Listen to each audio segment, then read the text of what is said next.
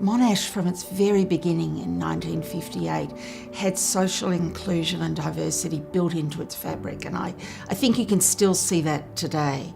We're an institution that is about providing opportunity for people, regardless of who they are and where they come from. So in every sense of the word, inclusion is the lifeblood of Monash University.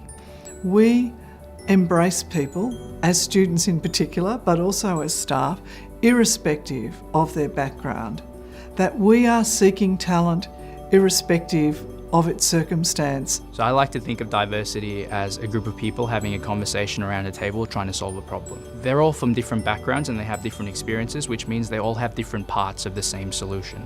A measure of success for diversity and inclusion, I think, is when people are at the table. They're not just being included in conversations as a part of a consultative process, but they're at the table and they're leading the conversation in relation to their group.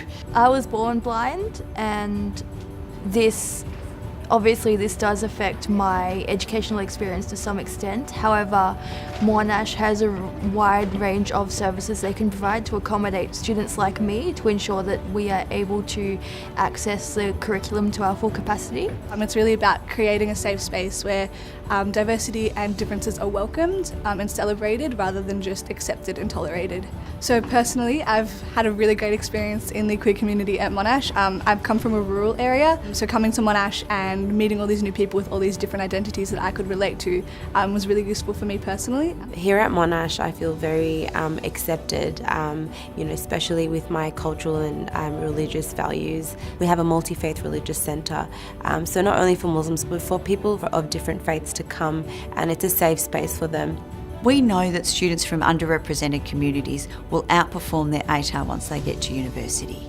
Our admission schemes and our access schemes are there to level the playing field and give them the opportunities to get into any degree that they would like to pursue.